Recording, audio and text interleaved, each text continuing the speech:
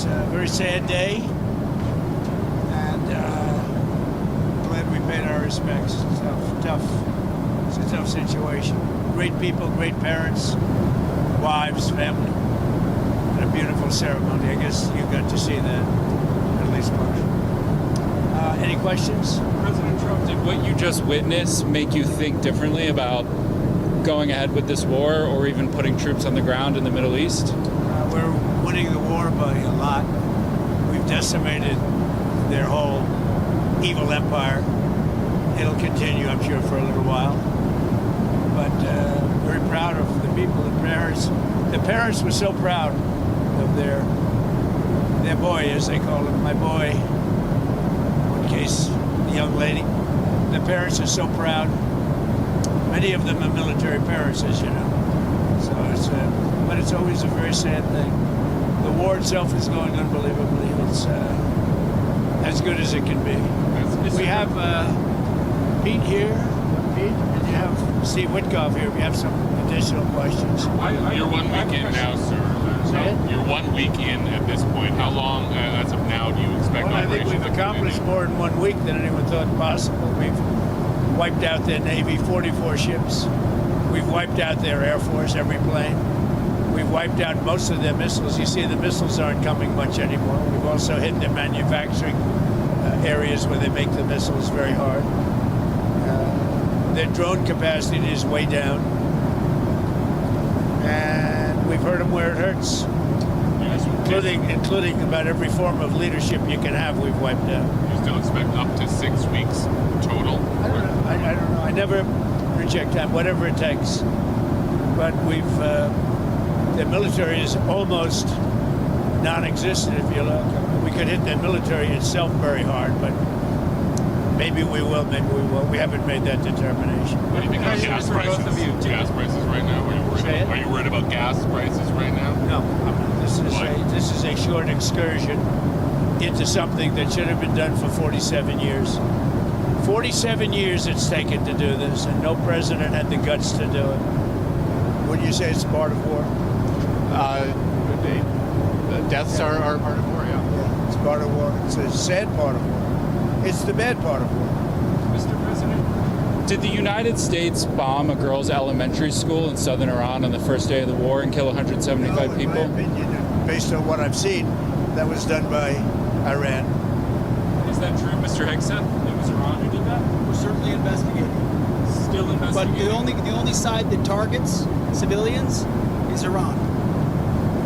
We think it was done. We think it was done by Iran Can you give us an because idea they're of very inaccurate, as you know, with their munitions.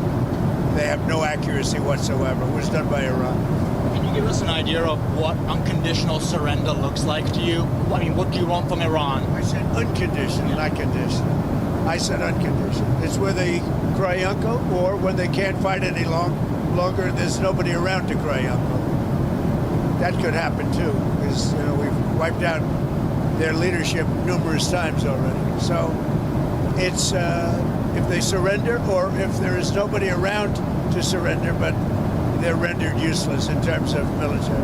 Mr. President, can I ask you what Peter asked you a question yesterday? He said it wasn't the right time in that event, but he was asking whether you have indications of whether Russia is supporting Iran somehow in this. No, Do you? I haven't had that. I haven't had no indication of that whatsoever. If they are, they're not doing a very good job, because Iran is not doing too well. What about the Strait of Hormuz? There's no traffic really going through it Well, right that's now. the ship's choices, but we haven't cleaned out. We've wiped out their navy. Their navy is now at the bottom of the sea, so that's the choice. This is an excursion. We figured oil prices would go up, which they will. They'll also come down. They'll come down very fast, and we will have gotten rid of a major cancer on the face of the earth. We will have taken out a cancer. Don't forget October 7th. Don't forget all of the things that have happened over the years, all caused by these people. So what we're doing is a great thing, not only for our country and not only for Israel, not only for the Middle East, but for the world. Secretary Bessent announced some moves to temporarily allow certain Russian oil sales to India. Are you considering any other moves, including the SPR? Well, if there were some, I would do it just to take a little of the pressure off. But I think that the oil pressure, but there's a lot of oil. We've got a lot of oil. Our country has a tremendous amount, and there's a lot of oil out there. Would you consider, That'll get healed very quickly. would you consider using the SPR or tapping into the SPR at some point? Strategic reserve. Yeah. Well, I'm the one that built them up. Biden used them so that he could get some extra votes in the election. It turned out it wasn't even him that ran, it was Kamala. And she obviously didn't get any extra votes because we won in an absolute landslide. So he should have used it for that. He used it I filled it up, and he brought it down to the lowest level it's ever been. We will start at the appropriate time, which is basically a gut instinct. We will start filling up these strategic reserves. What are the circumstances where you'd send in ground troops? How are you thinking about that? I don't even want to talk about it now. I mean, I don't think it's an appropriate question. I'm not going to answer it. Could there be? Possibly, for very good reason. Have to be very good reason. And I would say if we ever did that, they would be so decimated that they wouldn't be able to fight at the ground level.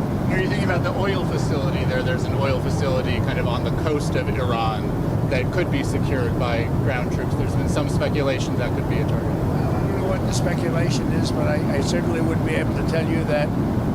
I'd be in trouble with myself if I told you that.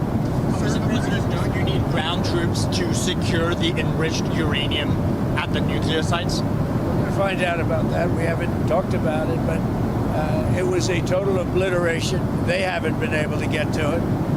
And at some point, maybe we will. That would be a great thing. But right now, we're just decimating them.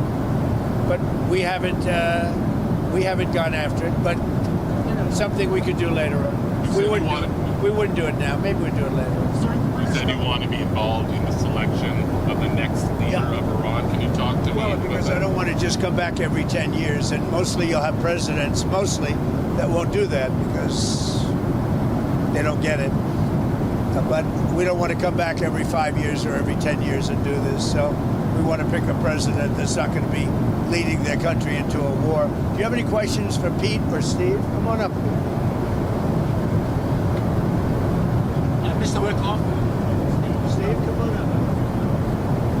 Mr. Wickoff, is there still space to do a deal with whatever is left of the Iranian government? I think there is. I think that's going to be up to the president. That's what I think. But they didn't seem to be very amenable in those first set of negotiations. You heard what I said. They said we have the inalienable right to enrich. They bragged about having 60% enriched fuel, enough for 11 bombs. And they told me and Jared, we're not going to give you diplomatically what you couldn't take militarily. So, I think they're going to need a change of attitude. What sort of thing do you want to see in a deal? I mean, do you think you have maximum negotiating leverage at this point? I think the president has proved that we have. Iran today accused the U.S. of A lot of hitting. negotiating leverage, maybe maximum, but we're not looking to settle. They'd like to settle. We're not looking to settle. Iran accused The British government has now offered use of the British government has offered use of some bases now, and you had previously said you were very disappointed in them. The 2 aircraft carriers. I mean, about British bases, they See said. my response that I just put out? I just put out a response. Give me the offer to send 2 aircraft carriers. Maybe, but they're not sure. I just put out a response to it. I said, we don't need them. It's not the right time. It would have been nice to have had them 2 weeks ago, but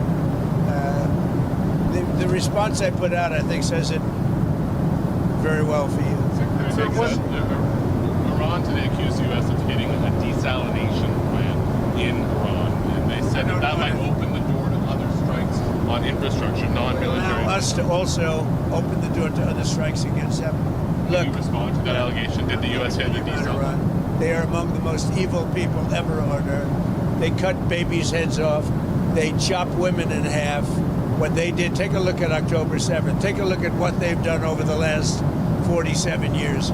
So I know nothing about a desalinization plant other than to say if they're complaining about a desalinization plant, we complain about the fact that they shouldn't be chopping babies' heads off, okay?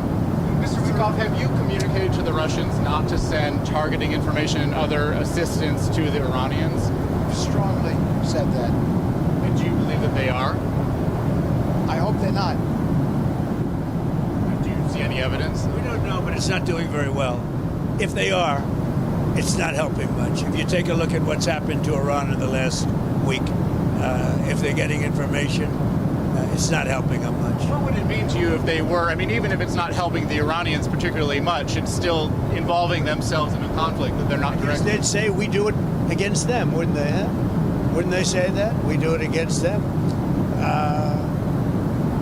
I don't know. Look, they can give all the information that they want, but the people they're sending it to are overwhelmed. Russia would be overwhelmed too. Anybody would be overwhelmed. We have the greatest military on earth, and I built it in my first term, and unfortunately, I'm forced to use it now. But when you look at what we did with Venezuela, when you look at what we did with the B-2 bombers, that was a very big moment because Iran was going to have a nuclear weapon within 2 or 3 weeks, and that stopped it, and it stopped it cold. And you ask about maybe going back and getting that, something could happen at the right time. Is Iran running out of missiles and drones, or do you expect those counterattacks to continue indefinitely? Not only that, manufacturing capability also. We've hit the manufacturing very hard. They're at about 9% of what they sent out in the first 2 days, and we think that's because they don't have that much. We've knocked out about 70% of the launchers.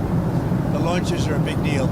Very hard to get, very expensive. I want to talk about leverage. With every passing day, we have more and more leverage because we have more and more capabilities. We're hitting them harder and harder, and they have less of an ability to defend themselves. So we're pressing the offensive every single day, creating all the leverage the president needs for the outcome he wants. So it sounds like you think they're running out of what are both of the drones and the missiles. When you look, I mean, they're sending in much less drones.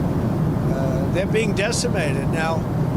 You know, at some point, I don't think there'll be anybody left maybe to say we surrender, but they're being decimated. And when you look also, all of a sudden they apologized to the Middle Eastern states that they shot at them. I was very surprised to see they did that, but you mark that down as a victory for us and for the Middle Eastern states who are really friends of ours.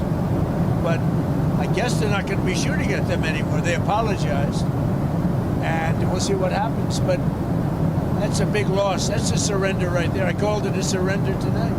When they apologized and said they're not shooting at them anymore, that's really a surrender to those states and to us.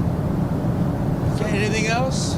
Some Iranians are concerned that the Kurds will carve out kind of an autonomous region as they did in Syria and Iraq. We're not looking to the Kurds going in. We're very friendly with the Kurds, as you know, but we don't want to make the war any more complex than it already is. No. You've ruled that out? We don't want, I have ruled it out. I don't want the Kurds going in. I don't want to see the Kurds get hurt, get killed. We've had a good relation. They're willing to go in, but I've told them I don't want them to go in. Do you think the map of Iran will look the same? The war is complicated enough without getting the Kurds involved.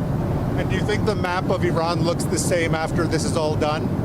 That I can't tell you. Probably not. Do you know if any shipping companies have taken the U.S. up on its offer of insurance to go through the Strait of Hormuz? No, we have it set up. We have a great insurance and reinsurance system, but I don't.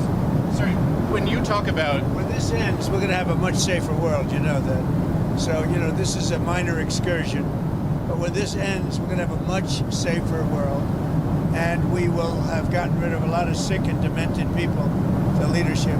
So we got rid of the one leadership, then we got rid of the second level of leadership. Now they're on their third or fourth level of leadership, and they have leaders right now that nobody even knows who they are. Thank you very much, everybody. Thank you.